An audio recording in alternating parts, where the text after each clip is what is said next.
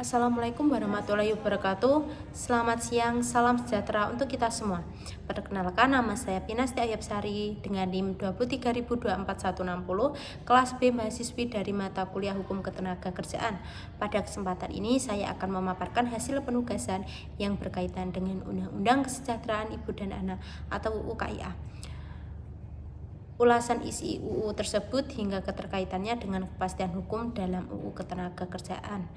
Di antaranya yaitu yang pertama tentang pentingnya pengaturan hukum perlindungan maternitas, yang kedua tinjauan terhadap pengaturan penting dalam Undang-Undang Kesejahteraan Ibu dan Anak atau UU KIA yang telah disahkan, dan yang ketiga keterkaitan antara UU KIA dan kepastian hukum dalam Undang-Undang Ketenagakerjaan. Yang pertama terkait dengan ringkasan video yang saya tonton.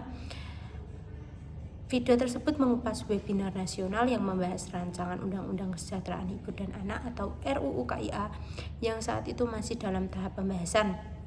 Beberapa isu utama yang diangkat meliputi usulan penambahan cuti melahirkan menjadi 6 bulan, pengaturan cuti ayah, pelanggaran pemutusan hubungan kerja atau PHK bagi ibu hamil dan menyusui, serta kewajiban penyediaan fasilitas laktasi di lingkungan kerja. Dalam diskusi tersebut, berbagai perspektif disampaikan oleh para akademisi, pengusaha, perwakilan serikat buruh, dan pejabat pemerintah. Para pendukung RUU menilai bahwa regulasi ini adalah kemajuan signifikan dalam perlindungan hak maternitas dan kesetaraan gender.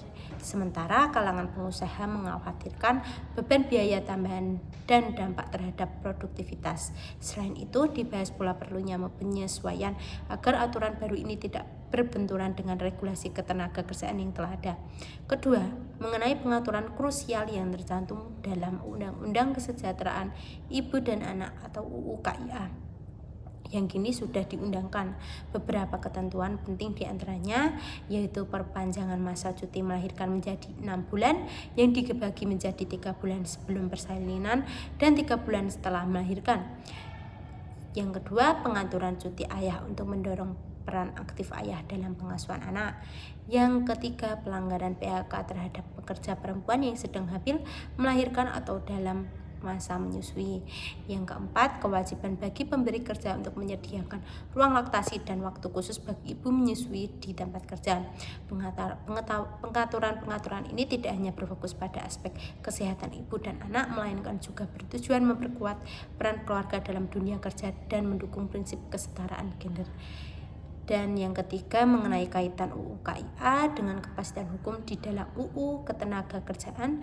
Undang-Undang Ketenagakerjaan Nomor 13 Tahun 2003 memang telah mengatur cuti melahirkan selama 3 bulan dan memberikan perlindungan kepada pekerja perempuan. Namun dengan diberlakukannya UU KIA muncul perbedaan dalam hal durasi cuti, tanggung jawab pengusaha, serta belum ada kejelasan mengenai mekanisme pendanaan untuk cuti yang lebih panjang. Tanpa adanya harmonisasi yang jelas antara kedua regulasi ini, dikhawatirkan akan terjadi ketidakpastian hukum dan potensi konflik norma terutama di kalangan pengusaha. Oleh karena itu diperlukan regulasi turunan yang aplikatif dan realistis agar UU KIA dapat diimplementasikan secara efektif dan tidak menimbulkan beban yang berlebihan. Sebagai penutup, saya berpendapat bahwa UU KIA merupakan langkah yang progresif dalam memperkuat perlindungan bagi pekerja perempuan, namun implementasinya perlu dilakukan secara bertahap dan melibatkan dialog aktif dengan seluruh pemangku kepentingan agar tercipta keadilan bagi ibu, anak maupun dunia usaha. Terima kasih. Wassalamualaikum warahmatullahi wabarakatuh.